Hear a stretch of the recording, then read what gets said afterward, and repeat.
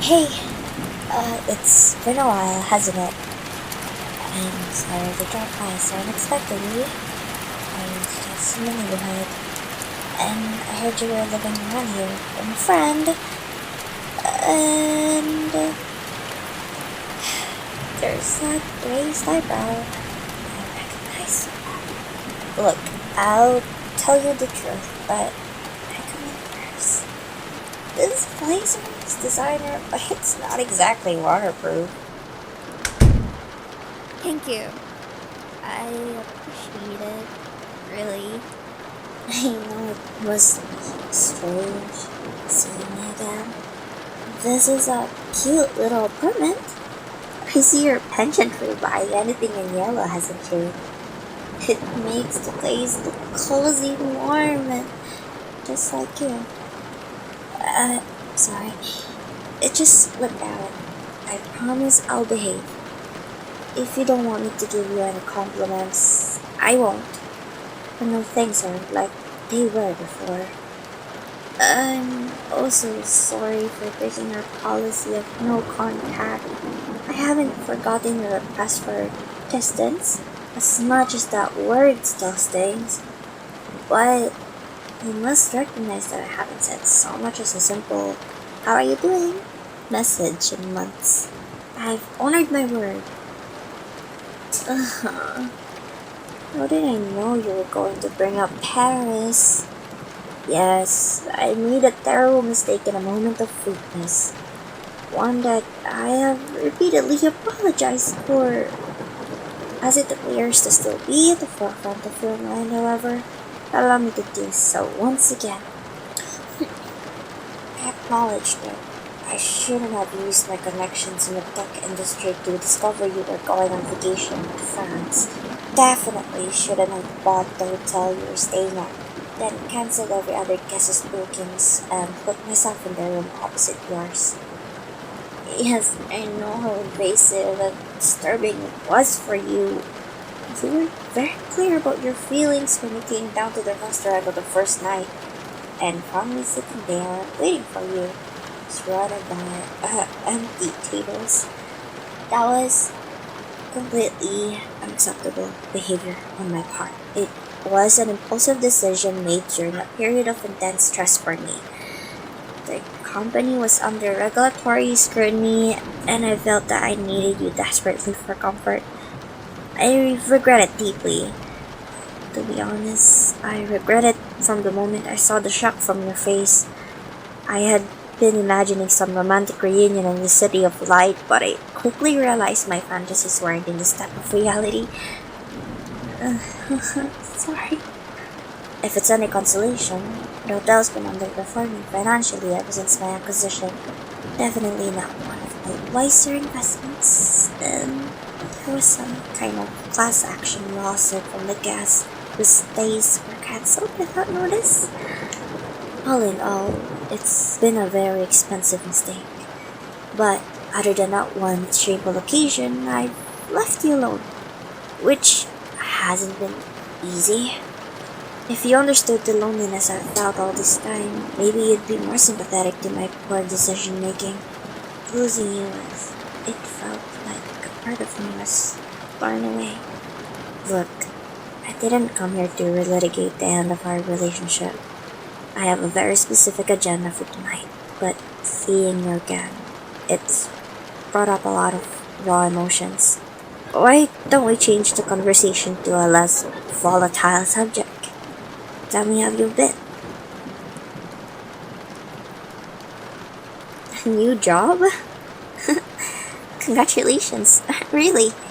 I'm glad your intelligence and work ethic are receiving the recognition they deserve. So, is there anyone from this new workplace you're particularly close with? Friends? Maybe something more? Hey, don't give me that look. I'm allowed to ask basic questions about your current circumstances, and since you've made very clear that I'm not allowed to use the resource at my disposal to investigate you, this is the only way I can satisfy my curiosity.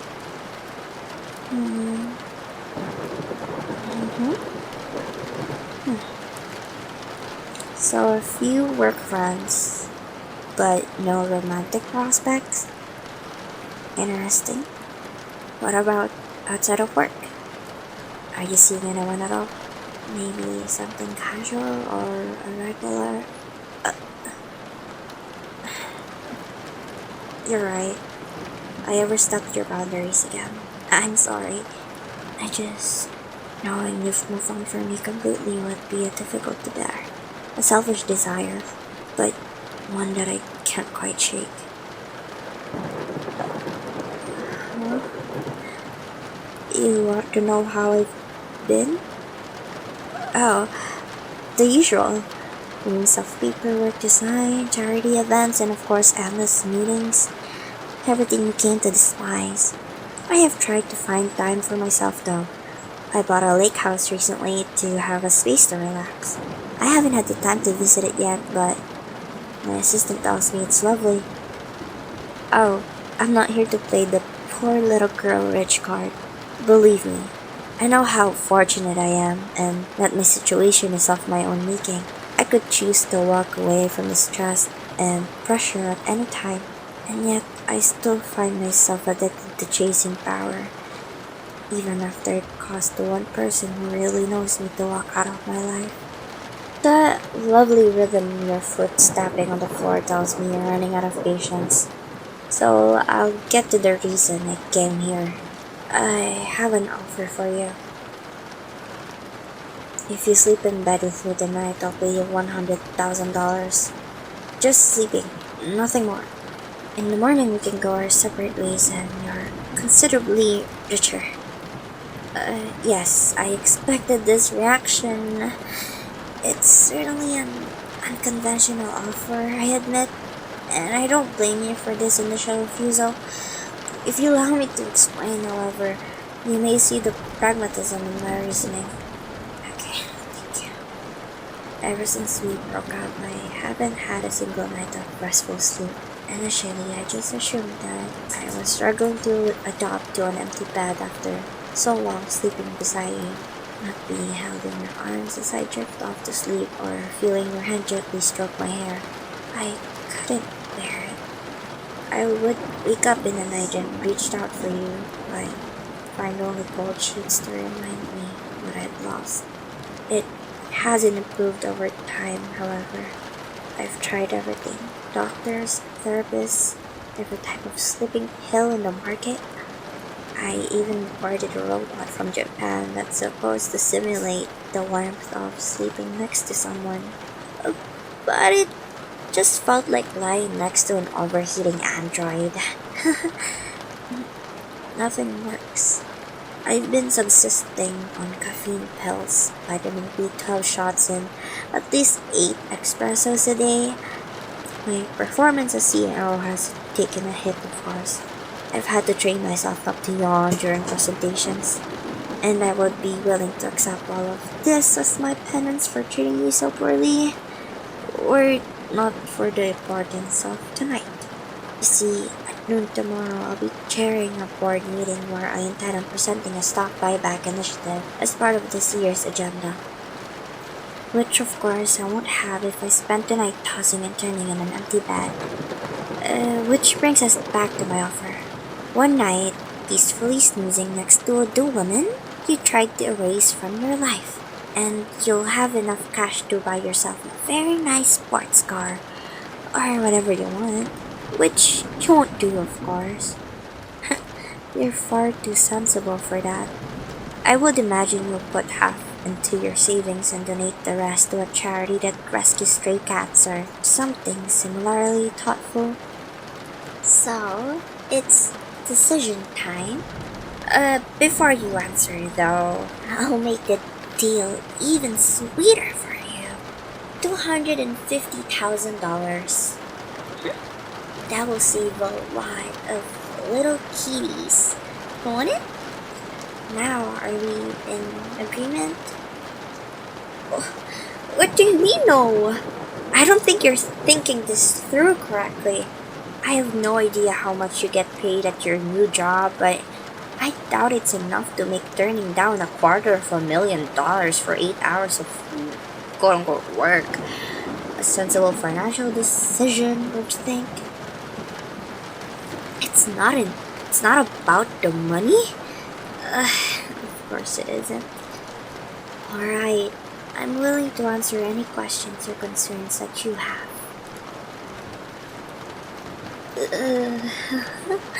What? No, darling, this wouldn't make you a sex worker. For that to be true, you'd have to be doing a lot more than lying beside me. This is, well, I don't know if there's a term for it exactly, but it's definitely not that. Yes, I understand that we're not together anymore, truly. This isn't an attempt to trick you into letting me back into your life, and I promise I'll honor my word. One night of sleep and you never have to see me again. $500,000 final offer. Before you answer, try to visualize what that amount would look like if you had it in cash. That's a pretty big pile of money, right? No again? I can't believe this. All I want is a restful night of sleep, but you can't give me that, can you? Fine, fine. Didn't want to go this far, but you leave me no choice. For sleeping in bed with me for one night, I will offer you the sum of 1 million. What do you mean you don't want the money? Everyone wants money. What? So it feels weird taking money from me? I thought this particular quirk of yours had died alongside our relationship. You'd always make such a fuss whenever I tried to buy you designer clothes or a new car. Since we're essentially strangers now, does it really matter anymore? Look, if taking hard cash is such a problem, what about assets? This apartment is fine, but I could purchase a house. Wait, what? You'll do it for free? Well, I could have done without the overly dramatic side that preceded your acceptance of my proposal, but I'm overjoyed regardless. You do realize you could have named any amount of money and I would happily paid you. It is completely and utter lack of business sense, darling. Well, it's the reason I fell for you. So, we should begin immediately. I want as much sleep as possible after all. No, I'm not sleeping with you here. As delightful as I find your little home, we're going to my penthouse. The Bentley's waiting outside. You don't need to bring anything with you. I've taken the liberty of purchasing toiletries for you ahead of time. Now all I need is you. Let's go.